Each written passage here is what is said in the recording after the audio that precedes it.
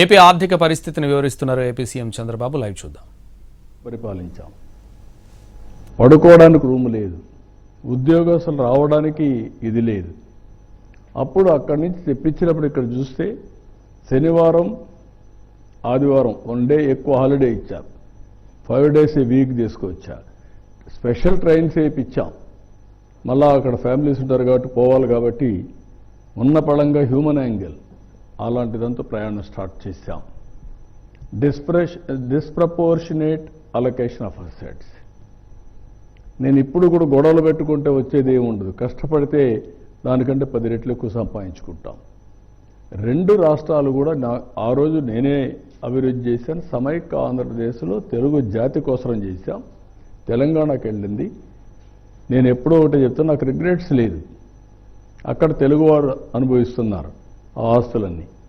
కానీ ఇక్కడికి వచ్చినప్పుడు ఆ లాస్ జరిగింది. ఇక్కడికి వచ్చినప్పుడు గుర్తుపెట్టుకోవాల్సింది డెస్ట్రక్షన్. ఇది పెయిన్ఫుల్ అయితే ఇది విధ్వంసం. పెయిన్ఫుల్ భరించగలుగుతాం, విధ్వంసాన్ని సైకలాజికల్ ట్రామా కూడా అంత భయంకరంగా జరిగే పరిస్థితి వచ్చింది. డిక్లైన్ ఆఫ్ స్టేట్ ఎకానమీ, దీనివల్ల ఎరోజన్ ఆఫ్ ఇన్స్టిట్యూషన్స్, ఎక్కడ చూసినా miss governance, decline of మొరేల్. Officers కానీ పాలిటీషియన్స్ కానీ పబ్లిక్ కానీ భయపడిపోయి మొరేల్ లేకుండా ఏ పని చేయాలన్నా మేము చేయలేము అనే పరిస్థితికి వచ్చేసారు. Vandalism, deterioration of law and order. Road మీదకు రావాలంటే భయం, వస్తే తిరిగిపోయే పరిస్థితి లేదు. ఎన్ని జరగాలో అన్ని జరిగాయి. పేపర్ల మీద, మీడియా మీద, అందరి మీద దాడులు. బ్రాండ్ ఆంధ్రప్రదేశ్ డ్యామేజ్ అయింది. ఒక వ్యక్తి డ్యామేజ్ అయితే పర్వాలేదు, కానీ బ్రాండ్ ఏపీ ఎవరైనా ఎక్కడన్నా పోతే మీది ఏ రాష్ట్రం అంటే ఆంధ్రప్రదేశ్ అంటే చిన్న చూపు చూసేవాళ్ళు. That is dangerous humiliation. మీ రాజధాని ఏదంటే 3 రాజధానులు అంటే నవ్వేవాళ్ళు.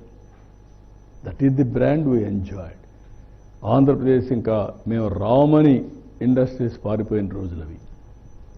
ఇక్కడికి వచ్చినప్పుడు historical mandate to NDA, revival, rebuilding start చేశాం. ఈరోజు నేను ఎన్నోసార్లు చెప్పాను, నేను, జనసేన, పవన్ కళ్యాణ్ గారు, నరేంద్ర మోడీ గారు ఆ రోజు ఏదైతే మేము ఎలక్షన్ ముందు చెప్పామో దాని ప్రకారం ఈ 2 సంవత్సరాల్లో అనునిత్యం పనిచేసి ఏం చేయాలో చేశాం. కొంతవరకు సెట్ చేయగలిగాం. Reviving brand Andhra. Once brand Andhra revive అయితే మిగిలినటన్నీ కూడా ఆటోమేటిక్గా ఫ్లో వస్తుంది. Number 2, fulfilling welfare commitments. ఆ రోజు చెప్పాం, ఆదాయం లేదని తెలుసు, నాకు డెప్త్కి లేదు. ఎంత లోపలికి పోతే అంత అఘాతం ఉంది. చాలా సమస్యలు ఉన్నాయి. ఊపిరి పీల్చుకోలేనటువంటి ఆర్థిక వ్యవస్థ అయినా కూడా ఫుల్ఫిల్ చేయాలి. ఫుల్ఫిల్ చేస్తున్నాం. ఒక మాటలో చెప్పాలంటే ఎవ్వరూ ఊహించని విధంగా మేము చెప్పినట్టన్నీ చేసుకుంటూ డేట్స్ పెట్టి ఆ డేట్ ప్రకారం అమలు చేస్తూ వస్తున్నాం. Then Trust Capital projects. నేను ఎప్పుడు చెప్పాను, ఎప్పుడు కూడా ఆదాయం రావాలంటే అభివృద్ధి జరగాలి. అభివృద్ధి జరగాలంటే పెట్టుబడులు పెట్టాలి, క్యాపిటల్ మీద పెట్టుబడులు పెట్టాలి. ఈ 3 డిస్ట్రాయ్ అయినాయి. ఇప్పుడు రివైవ్ చేశాం, ఎక్కువ క్యాపిటల్ ప్రాజెక్ట్స్ తీసుకొచ్చాం. ఇంకొక పక్కన progressive policies and technologies for future and sustainability. Sustainability లేకుండా ఏ పని చేసినా కాదు, దానికి కూడా తీసుకొచ్చాం. నెక్స్ట్, ఇక్కడ మీరు చూస్తే బైఫర్కేషన్ పెయిన్ఫుల్ అని ఎందుకన్నానంటే agriculture 51% combined Andhra,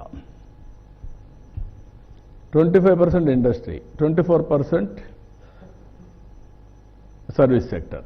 no, agriculture 24, 25 industry, 51 agriculture.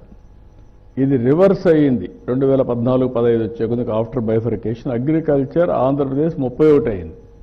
ఇప్పుడు 33.5, 34 వరకు వచ్చేసింది. ఇప్పుడు ఇంకొక పక్కన 25 అట్లే ఉంది. ఇక్కడ 51 నుంచి 7% తగ్గింది, 44 అయింది. దీనివల్ల ఆదాయం కూడా సర్వీస్ సెక్టర్లో ఎప్పుడూ అరౌండ్ 9 to 9.5% వస్తూ ఉంది. అదే అగ్రికల్చర్ సెక్టర్ అయితే 6% ఈ కాంబినేషన్లో వచ్చే పరిస్థితికి వచ్చింది రెవెన్యూ రియలైజేషన్. ఇక్కడ మీరు చూస్తే combined Andhra Pradesh per capital income 95,231. ఎప్పుడు కూడా పర్ క్యాపిటల్ ఇన్కమ్ అనేది ప్రజల జీవన ప్రమాణాలని నిర్దేశిస్తుంది. అదే తెలంగాణ బైఫర్కేషన్ అయినాక